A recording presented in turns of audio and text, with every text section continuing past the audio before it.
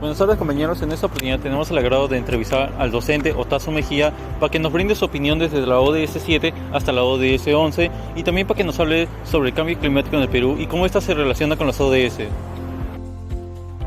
¿De qué manera las políticas de reducción de desigualdades pueden abordar los efectos del cambio climático de diferentes sectores de la población? Bueno, el Estado peruano está abordando diferentes políticas, sobre todo para sectores que están en pobreza extrema, y netamente ligados al tema del cambio climático está en la promoción, por ejemplo, de agricultura sostenible, ¿no? Minería sostenible, que van a tener un impacto directo sobre ese tipo de población para que, sobre todo, por ejemplo, tengan acceso a alimento, ¿no? Y de repente a algunos otros servicios básicos. Gracias.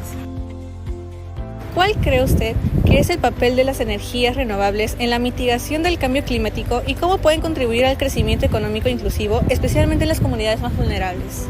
Bueno, el papel fundamental está en que nos ayudan a reducir la cantidad de carbono que generamos, por ejemplo, con uso de combustibles tradicionales como el petróleo, el otros, ¿no? Pero creo que ya llegando al tema de poblaciones que necesitan de repente acceso a energía y que no lo tienen, podríamos hablar de energías limpias, ¿no? Renovables como la energía eólica, la energía solar, que son energías que podrían llegar a zonas sin necesidad de repente líneas de transmisión, sino que simplemente poner un panel solar podría ya solucionar de repente el tema energético para una vivienda en específico de zonas alejadas. ¿Qué beneficios puede traer la adopción de energías renovables para el mercado laboral? Bueno, al menos en nuestro contexto peruano, el tema de las energías renovables está en crecimiento, entonces tenemos mucho potencial, por ejemplo, para los ingenieros o para personal técnico en el crecimiento económico justamente en implementación de energías renovables, por ejemplo, eólica, solar, e incluso otras que no están tan desarrolladas, justamente para reemplazar o tratar de cubrir el déficit que tenemos actualmente y sobre todo para llegar a zonas que actualmente no tienen acceso a energía. Muchas gracias. Buenas, profe, una preguntita. ¿Qué medidas se ha tomado para reducir las emisiones de carbono en los procesos industriales?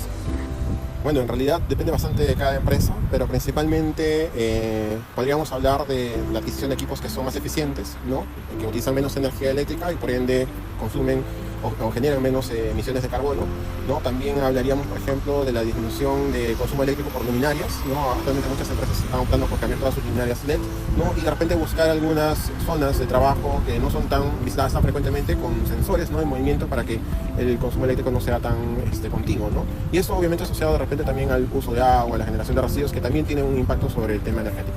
Muchas gracias. ¿Cómo impacta la creación de áreas verdes urbanas en el bienestar de los habitantes y el desarrollo sostenible de las ciudades? Bueno, es muy importante, ¿no? Tenemos políticas que justamente fomentan la creación de más áreas verdes. ¿Por qué? Principalmente por varios motivos en realidad. Uno es que las plantas capturan CO2 y eso nos ayuda a descontaminar el aire. Es una fuente, vamos a decir, equilibrada de captura de CO2.